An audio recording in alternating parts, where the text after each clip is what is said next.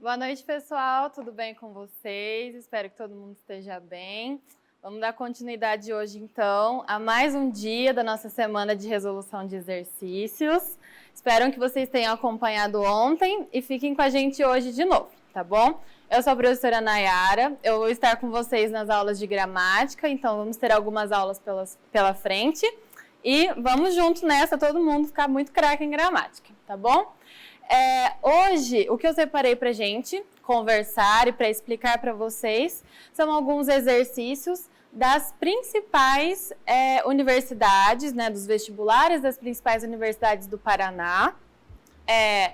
Nós consideramos ali o UEM, o UEL, o EPG, Unicentro, Unespar. Então, ao longo da aula, vocês vão perceber essas universidades aí no enunciado das questões, tá bom? Vão sempre anotando, né, as informações que vocês julgarem importantes e lembrem-se de uma dica que não serve só para as questões de gramática, mas para todas, né? É muito importante vocês entenderem não só qual é a questão correta, mas também por que essa questão é a correta e por que as outras são erradas, né? Então anotem conforme eu for explicando para vocês. E qualquer dúvida também vocês podem comentar ali e depois eu vou respondendo vocês, tá bom? Vamos lá então. Bom, para começar, eu separei duas questões, essa daqui é a primeira, a gente já vai falar um pouquinho sobre ela, mas as duas primeiras questões, elas são de interpretação textual, né? Se vocês já fizeram algum vestibular, em qualquer universidade, vocês perceberam que geralmente as primeiras questões ali na parte de língua portuguesa são questões relacionadas à interpretação textual. Então, nós temos um texto base ou dois e questões de interpretação sobre esses textos, né? Então, para a gente começar a nossa aula de hoje, algumas questões de interpretação também não podia faltar, né? Então, essa primeira questão que eu trouxe, ela é da UEM, do vestibular de verão de 2018, então é uma questão recente. E por que eu escolhi, né, essa questão que traz uma tirinha, né? Então, um texto que trabalha aí com o aspecto verbal e não verbal. Justamente porque é algo que muitas vezes os alunos não se atentam tanto, né? Pensam que é um texto mais simples por ser uma tirinha e aí acabam deixando passar, né, uma questão que poderiam acertar e gabaritar, tá? Então, foi por isso que eu escolhi essa questão para a gente comentar hoje. Bom, nós temos o texto, né? Na prova havia esse texto base e um outro texto também, mas a questão é só sobre esse daqui, por isso que eu coloquei só ele. E ele é uma tirinha do Armandinho, né? Se vocês conhecem, né, tem o hábito de leitura aí nas redes sociais também, o Armandinho está cada vez mais em alta, então essas tirinhas dele estão sempre sendo divulgadas em muitos meios diferentes. E nós temos uma característica bem importante para pensar nas tirinhas do Armandinho, que é o caráter crítico, tá? Então, sempre que vocês se depararem numa prova com uma tirinha, com uma charge, com um cartoon, pensem que, geralmente, 90% das vezes, a gente vai ter um conteúdo mais crítico e mais reflexivo nesse tipo de texto, tá? Então, não é só para trazer uma historinha que esse texto está aqui, tá? Então, tem sempre esse caráter mais crítico, reflexivo e também eles vão tratar, esse tipo de texto, né, esses textos, eles vão tratar de aspectos mais sociais, políticos e econômicos. Então, pensem sempre nisso no momento em que vocês se depararem com esse tipo de texto, beleza? Vamos lá, então, para a leitura, tá? Então, começa com a fala do Armandinho. Olha, mãe, estão maltratando uma velhinha. É melhor não nos metermos. Melhor para a gente, com certeza. Mas e para a velhinha? Então, essa é a tirinha, tá? E aí nós temos as questões, né? Como é uma questão da UEM, vocês já sabem, somatória, típico da UEM, e a gente precisa prestar muita atenção para não assinalar, né, uma alternativa incorreta. Então, vamos lá.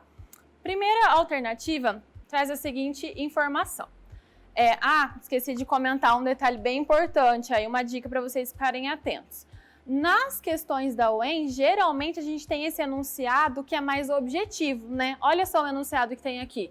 Assinale o que for correto quanto ao conteúdo do texto. Então não traz muitas informações, a gente tem que ir direto mesmo para as alternativas e para a leitura, né, do que elas apresentam para a gente. Então, a primeira alternativa. A disposição gráfica de Armandinho diante das pernas da mãe representa visualmente o ponto de vista do qual as crianças enxergam o mundo. Então aqui, essa alternativa, ela trata especificamente da parte visual da tirinha. Então olha só, a disposição gráfica do Armandinho. Então a posição como ele está desenhado ali, né, a forma como ele está desenhado naquela tirinha, representa ali um ponto de vista do qual as crianças enxergam o mundo? Sim, né? Porque a gente tem a mãe, né? A mãe vai aparecer ali da cintura para baixo apenas e o Armandinho na posição ali, né? De frente, vamos dizer assim, para as pernas dela. Então, sim, representa a visão, né, que as crianças enxergam o mundo, é daquela posição, porque a gente tem sempre, né, a ideia de criança um pouquinho menor e os adultos maiores. Então, sim, correta a primeira alternativa. Segunda alternativa. No primeiro quadro da tirinha, o aviso feito por Armandinho à mãe denota falta de respeito das crianças perante os adultos. E aqui, gente, aqui a gente já foi para a parte verbal mesmo da tirinha, né? Para as falas que estão lá. Então, lá no primeiro quadrinho, quando o Armandinho avisa que estão maltratando, denota falta de respeito das crianças?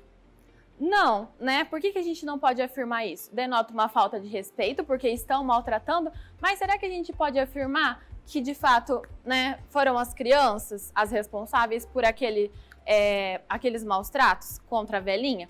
Não, né? Não tem essa informação explícita na tirinha, então a gente não pode afirmar. Sempre conferir, gente, então, no momento que você está resolvendo, se essa informação que está no enunciado da alternativa, né, ele pode ser comprovado pelo que está no texto, então você não pode ficar só na interpretação, parece que sim, né? Sim, tem falta de respeito, mas observem todas as palavras que são expostas, porque olha só, a pegadinha aqui está justo no criança. Se a gente não se atenta para isso, a gente acaba assinalando uma alternativa errada, tá bom? Vamos para 4 agora então, 04, o último quadro da tirinha, coloque em tensão a posição individualista da mãe e a postura contestadora de Armandinho. E aí, gente, correto ou não? O que vocês acham? Correta, né? Porque a gente tem uma posição individualista da mãe, porque ela diz, é melhor a gente não se meter. Então, ela tira, né, o dela da reta, ó, vamos ficar aqui no nosso canto, vamos deixar eles se resolverem lá. Então, sim, é uma posição individualista. E o Armandinho vai justamente contestar isso para a mãe, né? Ele vai dizer, é melhor pra gente? Sim, mas e para ela, né? Então, tá correto também, tá? A 08. A finalidade da tirinha é problematizar a ingenuidade das crianças quando elas fazem comentários impertinentes aos pais. Aqui, gente, muita atenção para uma questão que acontece muitas vezes nas questões. Eles apresentam na alternativa uma informação que é de um conhecimento prévio, de um conhecimento de mundo. O que a gente pode associar isso aqui, né? O que eu comentei. As crianças fazem comentários impertinentes, né? Então, o candidato está respondendo a prova e aí ele pensa, o meu primo sempre fala besteira lá no meio da reunião de família? Sim, então as crianças fazem comentários impertinentes. Tem muita criança, sim, que é ingênua. Verdade. Então, vou marcar aqui que a finalidade é problematizar isso. Mas não está correta essa alternativa. Por quê? Porque a tirinha apresenta o Armandinho que não tem nada de ingênuo, né, ali naquele momento. A partir do comentário que ele faz, a gente confirma isso, que essa ingenuidade não é uma característica dele. Então, a gente não pode afirmar isso. Então, sempre pensar, essa informação que eles estão trazendo, por mais que socialmente, a partir de um conhecimento prévio, um conhecimento de mundo, faça sentido, eu posso associar isso ao texto, ao que está explícito ali? Se eu posso associar, sim, vai marcar, vai estar correta. Mas como nesse caso aqui, se você não pode associar, não marque, né? Porque não está correta, tá bom? Vamos para a última. O enunciado, melhor pra gente com certeza, mas e pra velhinha? No último quadro, então, quando o Armandinho fala, confere uma outra possibilidade de interpretação para a ideia de melhor? Sim, né? Porque o Armandinho justamente vai problematizar essa questão do melhor. Qual é o sentido do melhor ali? Porque ele vai pensar, bom, a mãe dele primeiro diz, né? É melhor a gente não se meter, é melhor não nos metermos. Mas aí ele vai dizer, é melhor pra gente, mas é melhor pra ela? Sim, é melhor pra gente, mas é melhor pra ela? né, para a velhinha. Então, ele vai como se fosse relativizar mesmo, problematizar o sentido desse melhor, de que o que é melhor para um pode não ser melhor para o outro. Então, sim, a gente tem aqui uma outra possibilidade de interpretação para a ideia de melhor, tá? Com isso, a gente tem ali 01, 04 e 16 nessa primeira questão, tá? Vamos para a segunda de interpretação, então, que é da Unespar de 2019. Aqui a gente já tem um outro estilo de questão, porque vai trazer também um texto base, tá? Mas, né, um texto que se difere muito daquele que a gente leu anteriormente, que era o Matirim, tá? Então, vou fazer a leitura aqui desse texto pra gente. O título é A Renda do Trabalhador Mais Pobre segue em queda e ricos já ganham mais que antes da crise. E é um texto lá do El País, de 2019. A recessão que o Brasil atravessou entre 2015 e 2016 afetou ricos e pobres, mas passados 3 anos desde o fim da pior crise do século, como foi batizada a época, fica claro que os efeitos deletérios desse período foram diferentes para os dois grupos. Os brasileiros mais abastados já viraram a página das vacas magras. Os pobres ainda não. Um estudo do Instituto Brasileiro de Economia da Fundação Getúlio Vargas revela que, depois da tempestade, os 10% mais ricos já acumulam um aumento de 3,3% de renda do trabalho. Ou seja, além de superar as perdas, já ganham mais que antes da recessão. Enquanto isso, os brasileiros mais vulneráveis amargam uma queda de mais de 20% da renda acumulada. Se somarmos os últimos 7 anos, a renda do extrato mais rico aumentou 8,5% e a dos mais pobres caiu 14%.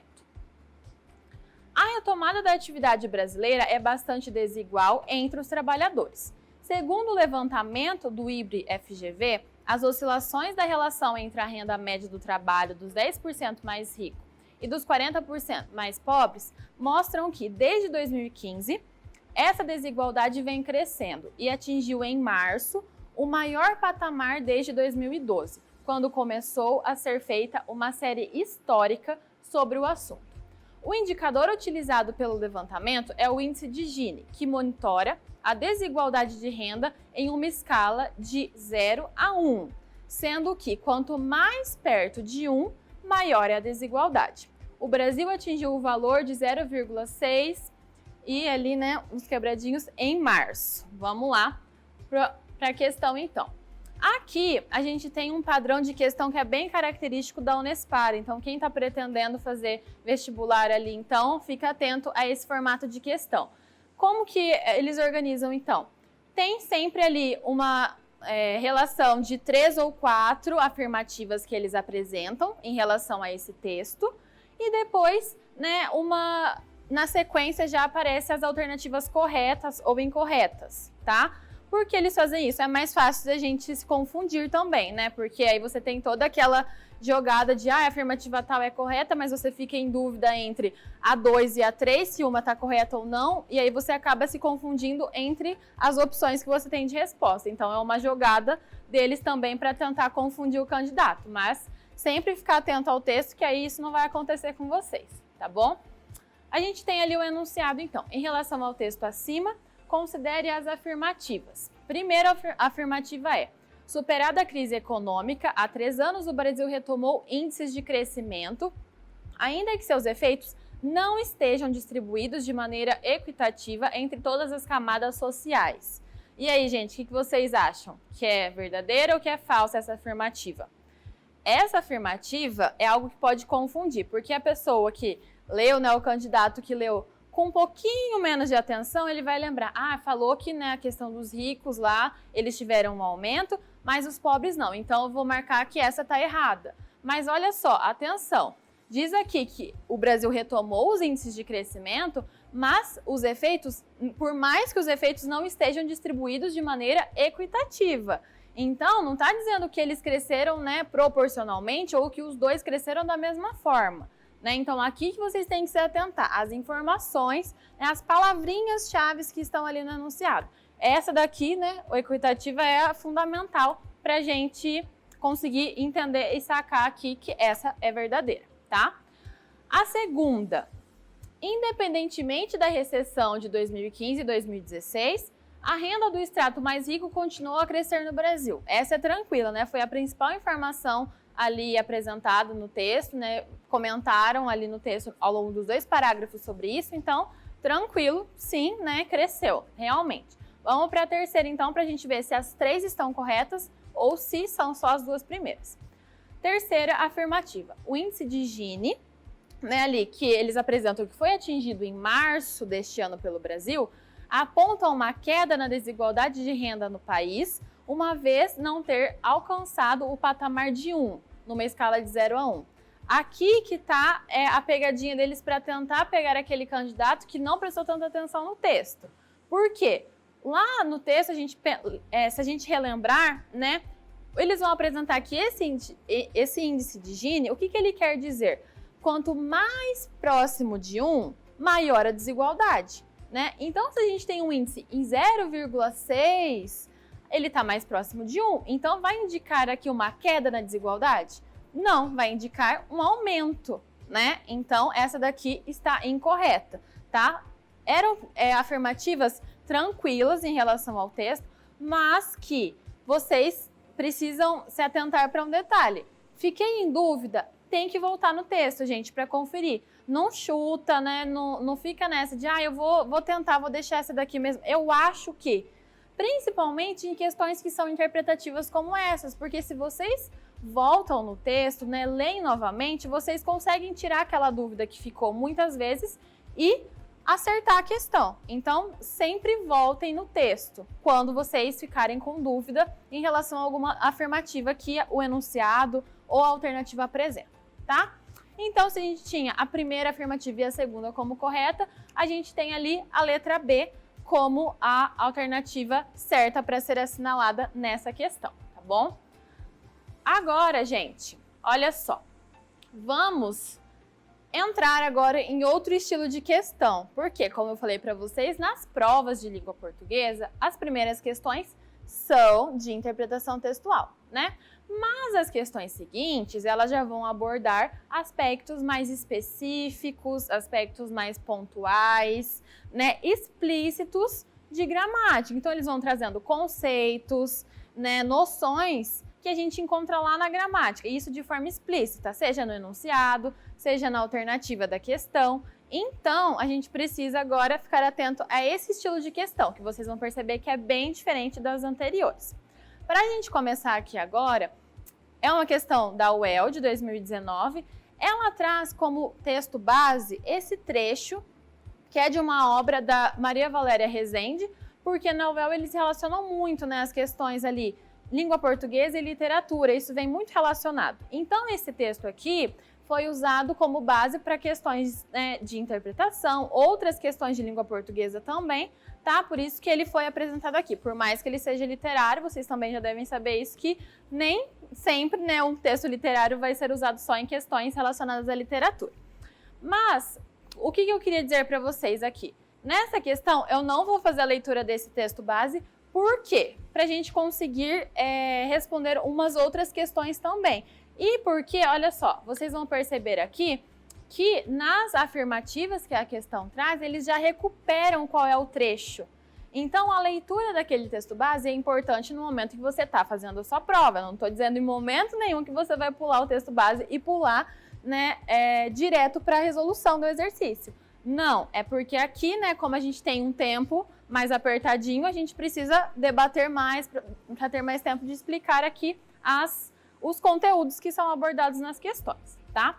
Vamos lá. Então, percebam que o trecho do texto base, ele é retomado em cada uma das afirmativas aqui, tá? Então, a gente consegue responder mesmo sem ter lido aquele texto, tá?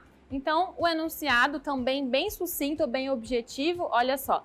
Acerca dos termos destacados e suas respectivas explicações, considere as afirmativas a seguir. Então, olha só, aqui a gente já tem um outro tipo de questão, que ele vai apresentar um termo destacado e ele vai trazer uma explicação sobre a função, sobre o sentido desse termo ali. E por que a gente tem que ficar esperto com isso? Não é porque a explicação está ali que essa explicação está correta, né? A gente tem que avaliar se aquele termo naquele contexto, ele está realmente desempenhando aquela função, ele tem aquele sentido, tá? Quando chegar ali mais pra frente, eu comento com vocês uma outra questão que é bem importante. Primeira afirmativa. Em. E ainda falo deles como se fossem meus inimigos, minha filha e meu genro.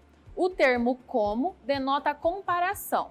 Então, olha só, primeira afirmativa já vai trazer aqui a conjunção comparativa aqui, né, o como, e vai dar essa ideia de que denota comparação. A gente precisa ficar atento. Vamos retomar o trecho. Tá comparando ali dois elementos? Vamos pensar. Tá comparando o deles, né, ali, o filha e o genro, com inimigos. Sim, então tá denotando sim comparação. Então essa a gente já sabe que tá correta. Vamos para a segunda, que tem algo bem importante aqui para vocês ficarem atentos. Nos fragmentos, lá onde eu sempre soube e sabe-se lá que raio, as palavras em destaque cumprem o mesmo papel. Olha só, prestem muita atenção quando a questão trazer isso, gente. Traz dois trechos diferentes em que o mesmo termo é utilizado e diz que nas duas tem a mesma função. Por quê? Pode ser que ele tenha realmente a mesma função, mas várias vezes, né, em vários momentos, ele não vai ter, tá? Em uma dos contextos ali de uso, vai ter aquela função que está sendo afirmado, mas em outro não vai. Vamos ver aqui. Tá dizendo que as palavras em destaque ali, que é justamente o lá, tem o mesmo papel. Que papel é esse? Apontar o lugar ao qual estão se referindo. Será que esse lá, nos dois casos, ele está dando essa ideia de lugar? Vamos ver o primeiro. Lá onde eu sempre soube. Sim, aqui está dando ideia de lugar. Mas e em sabe-se lá? Sabe-se lá não tem nada a ver com lugar, né, gente? Porque é uma expressão coloquial, uma expressão que a gente usa na oralidade. Quando alguém pergunta alguma coisa para você, você diz assim, ah, sei lá, nem sei. Então, esse sabe-se lá é uma expressão que ele tá, né? O lá tá compondo essa expressão. Então, não tem nada a ver com lugar, tá? Olha só, aqui a primeira ocorrência tem a ver com lugar, mas a segunda não tem, justamente o que eu falei para vocês. Prestem muita atenção se nas duas ocorrências, quando traz ali, né, duas opções, a palavra tem realmente a mesma função e o mesmo sentido, tá? Vamos para a terceira, então.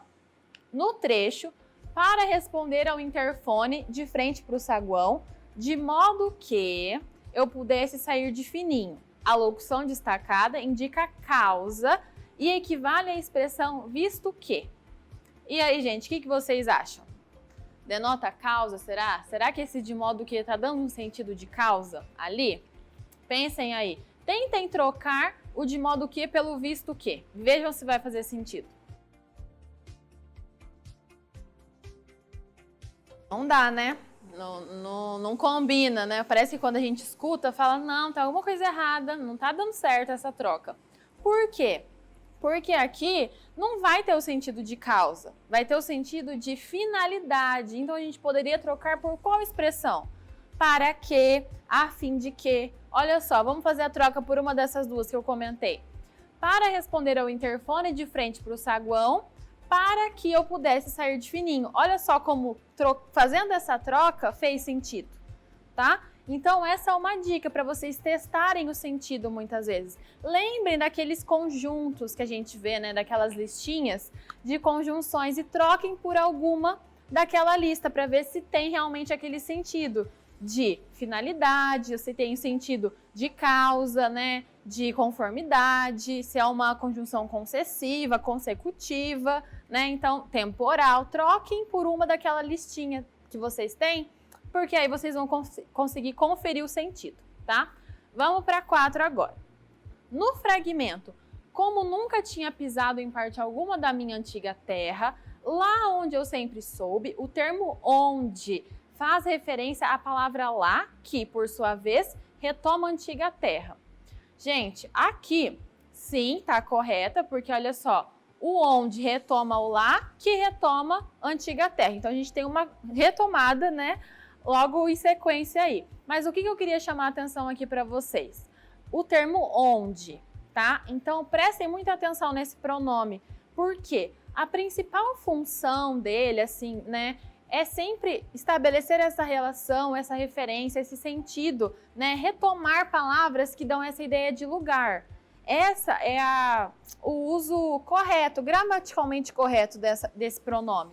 Mas o que acontece, gente? Muitas vezes eles pegam justamente um trecho do texto em que o onde não tem essa função. E aí você lembra, o onde tem a ver com lugar, então eu vou marcar. Mas naquele contexto, naquele momento, não tá dando, né? Não tá dando aquele sentido. Então, tem que ficar muito atento.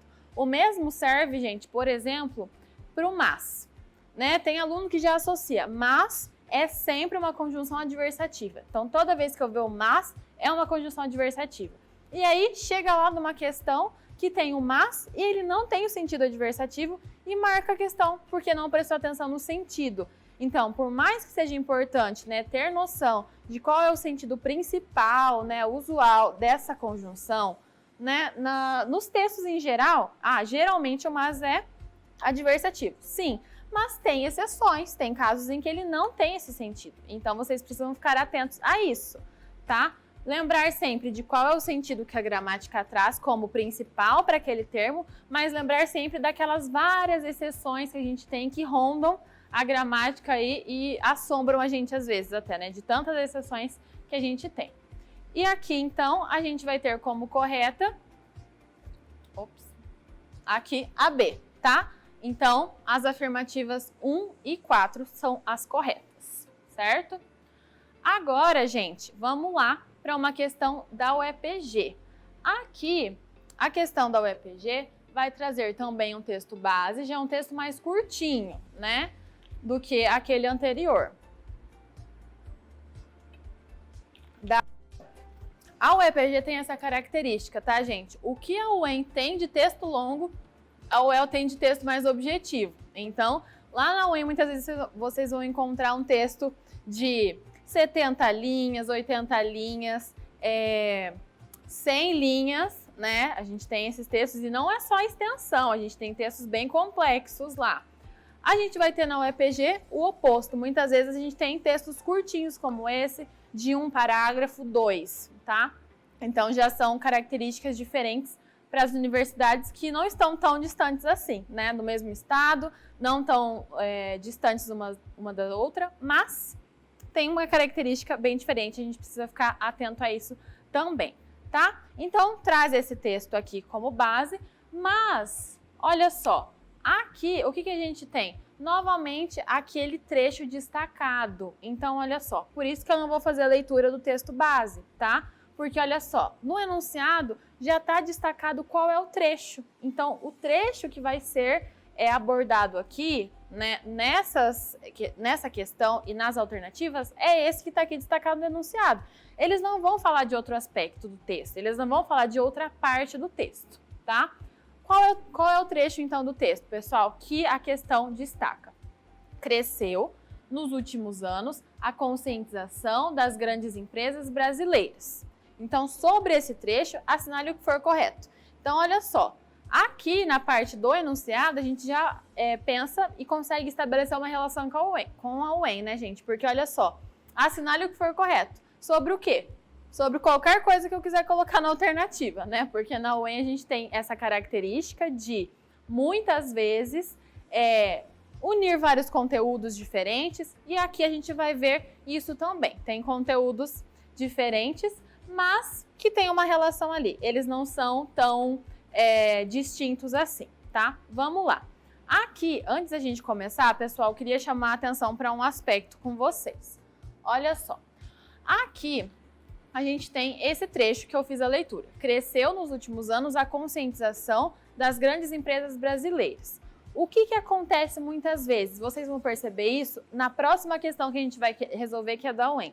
Eles pegam justamente uma oração que está na ordem indireta, ou seja, oração que tem os termos ali deslocados, que não estão na ordem certinha, correta. Por quê? Para causar confusão. Então, sempre que vocês se depararem com isso, primeira coisa que vocês têm que fazer, coloquem essa oração na ordem direta, tá? Vamos fazer isso então aqui agora juntos. Aqui a oração que a gente tem é: cresceu nos últimos anos a conscientização das grandes empresas brasileiras. Se eu tiver que colocar essa oração na ordem direta, como que eu vou deixar ela, tá? Então vamos lá, a gente vai deixar assim.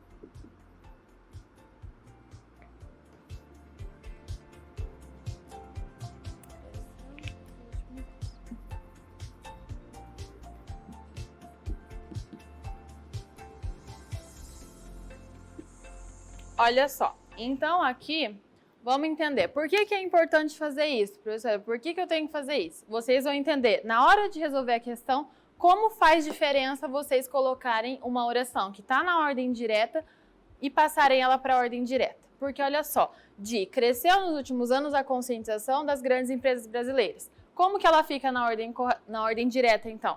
A conscientização das grandes empresas brasileiras cresceu nos últimos anos. Vamos tomar como base essa reorganização que a gente fez para responder e vocês vão ver como vai fazer diferença. A primeira alternativa que a gente tem ali, 01, o período poderia ser reescrito da seguinte forma: a conscientização das grandes empresas brasileiras cresceu nos últimos anos, sem prejuízo para a clareza de seu entendimento? Sim, por quê? Porque é justamente a forma como a gente reorganizou. Então, eles apenas colocaram essa oração que está na ordem direta e passaram, pegaram essa oração e transformaram na ordem direta, tá? Então, a 01 está correta. Vamos ver a 02 agora. O verbo cresceu, então olha só, tá falando aqui, deixa eu pegar uma outra cor aqui para destacar.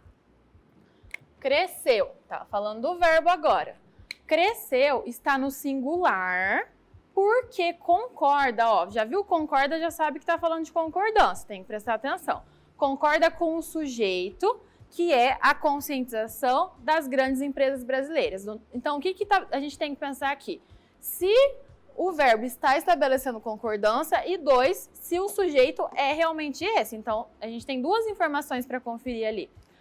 Vamos pensar, a gente está falando aqui da conscientização das grandes empresas brasileiras. Então, certo, esse é o nosso sujeito. Agora, eu preciso pensar se o verbo está estabelecendo concordância com ele.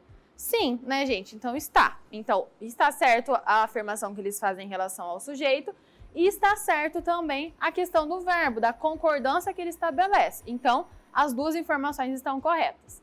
Vamos para 04 agora. Como o verbo cresceu está posicionado no início do período, não há nenhuma palavra anterior a ele na estrutura da frase, portanto, essa oração não tem sujeito. Olha só o que eles afirmam aqui.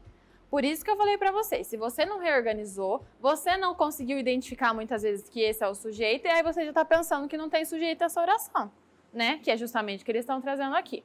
Mas o que eles querem confundir isso aqui, gente?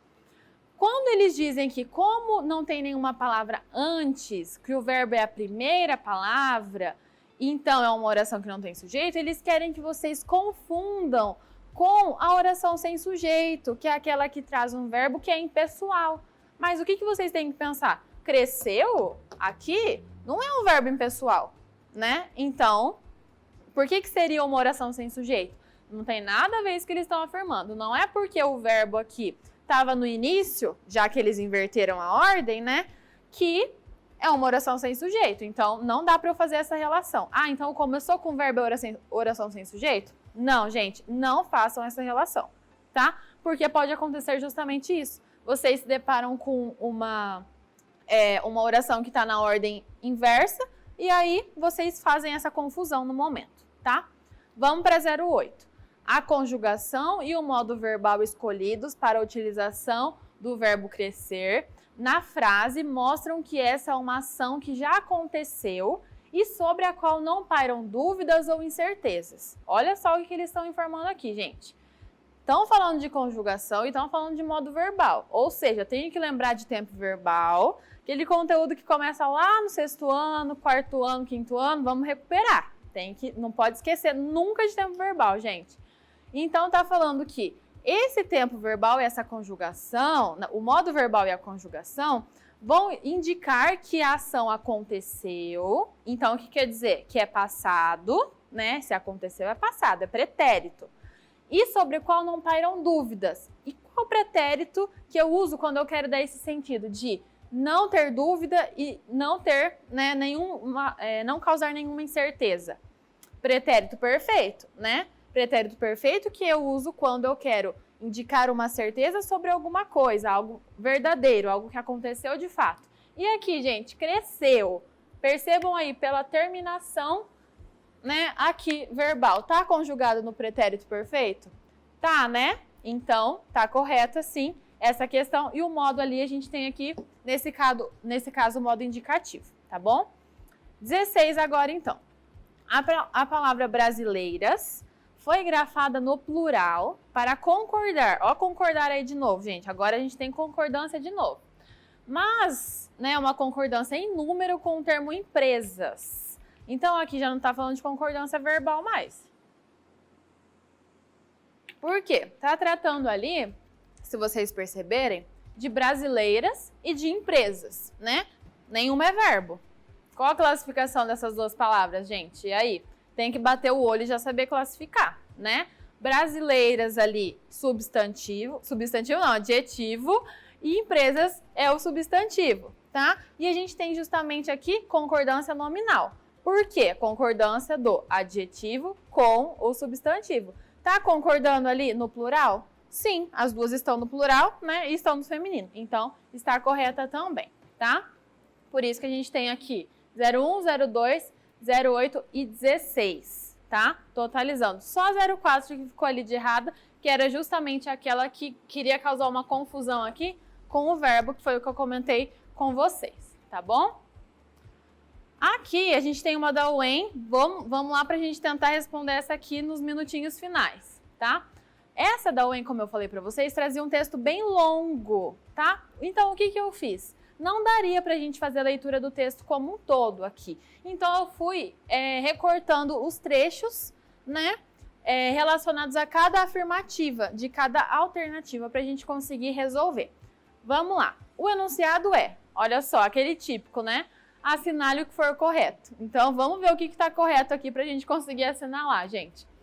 A expressão o garoto, lá na linha 1, em termos sintáticos, corresponde a um predicativo que modifica o sujeito oculto da oração. Olha só. Então, lá na linha 1, na noite na casa da serra, a luz apagou. Entra o garoto. Gente, isso aqui é exatamente o que eu acabei de explicar para vocês aqui no quadro na questão anterior. Por quê? Olha só, eles pegam de novo uma oração que está na ordem inversa, indireta, que começa com o verbo para tentar causar confusão. Se a gente inverter, vai ficar como, né? O garoto entra. O garoto entra. Então, qual que é o sujeito? O garoto. Então, como que a alternativa traz que é um sujeito oculto? Se você faz a troca, que é justamente a dica que eu dei aqui para vocês no quadro, de ter, sempre que você está diante de uma oração na ordem indireta, você faz a troca, coloca na ordem direta para não confundir. Aqui é isso que salva a gente, tá? Porque a gente percebe que o garoto é justamente o sujeito e não predicativo, porque ele não está caracterizando nada ali, tá? Então essa tá errada. 02. Na linha 46, em não explicou que ela tinha tropeçado, o sujeito do verbo explicar é inexistente, pois não é possível identificá-lo. Vamos ver se a gente realmente não consegue identificar esse sujeito ali na linha 46. Olhem ali embaixo, acompanhem. Como? Por que aquele diabo não me disse isto? Ele falou apenas que ela tinha caído na piscina, não explicou que ela tinha tropeçado. Será que a gente não consegue identificar o sujeito de não explicou que ela tinha tropeçado? O sujeito não é justamente o ele que aparece aqui antes? Então, é pela questão da coesão textual que ele não aparece ali de novo. Então, eu tenho aqui um sujeito que é oculto, ele só não aparece, mas eu consigo sim identificá-lo. Então, eu não posso afirmar que é um caso de verbo que indica ali a inexistência do sujeito e que eu não consigo identificar. Eu consigo, a gente conseguiu agora mesmo, né? 04. Na oração me desculpe, foi construída com próclise. Olha só, quem lembra aí o que é próclise, gente? Procedimento comum em contexto de oralidade. Próclise é quando eu coloco o pronome antes do verbo, né? Olha só aqui, me desculpe. O me não está antes do verbo? Sim, então tem próclise realmente. Mas será que é um procedimento comum em contexto de oralidade? Sim, né? Essa é a principal questão que a gente vê quando nós tratamos de próclise, porque em contextos informais da oralidade, a gente usa muito a próclise. A gente sempre coloca o pronome ali, nesse caso o oblíquo, antes, tá bom? Então, tá correto assim a 04. Vamos para 08. O pronome oblíquo me, então, ó, de novo falando do pronome, nas linhas 10 e 29, assume funções sintáticas distintas. Então, ó, agora tá falando que tem funções diferentes. Mesmo que esteja tratando do mesmo pronome, tem funções diferentes. No primeiro caso, é um objeto indireto e no segundo é um objeto direto.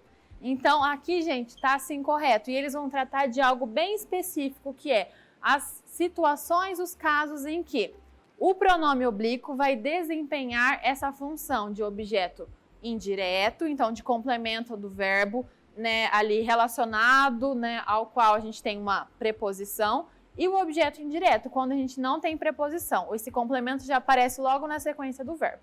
Então, nesse caso, nas duas situações, a gente tem sim essa ideia de que ele assume as funções sintáticas que são mencionadas ali, de objeto indireto e de objeto direto, tá? 16 agora. Se não está acreditando, lá na linha 26, temos um caso de período composto, o que se comprova pelo emprego dos verbos estar e acreditar. Então, realmente, né, eu tenho ali o tá, que é o verbo estar, e o acreditando ali do verbo acreditar. Eu tenho realmente os dois. Mas será que eles estão formando um período composto? Né? Não dá pra gente fazer aquela associação, gente, de que tem dois verbos, então é período composto porque eu tenho duas orações. Por quê? A gente cai num erro que nos leva a marcar aqui incorreto. Olha só, eu tenho os dois verbos ali? Tenho. Mas os dois estão o quê? Relacionados e funcionando juntos, como uma locução verbal. Então, eles não formam orações separadas, eles formam uma única oração. E vocês já sabem, né, que se eu tenho uma oração só, eu não tenho período composto, eu tenho período simples. Então, aqui está incorreta, tá? Então, a gente chega ali no total de 04 e 08 como corretas aqui nessa questão da UEM. Tá bom, gente? Então, é isso, né? Por hoje a gente conseguiu responder algumas questões, mas nas próximas aulas a gente vai explorar cada um desses conteúdos aqui bem minuciosamente, né? Vamos trazer exemplos e explicar tudo bem detalhadinho para vocês. Eu vou esperar todo mundo nas próximas aulas para a gente estudar todos esses aspectos e muitos outros, tá bom? Então é isso por hoje. Agora vocês podem aguardar um pouquinho, que a gente vai fazer uma troca rápida aqui dos professores, tá? Até mais, tchau para vocês e até semana que vem.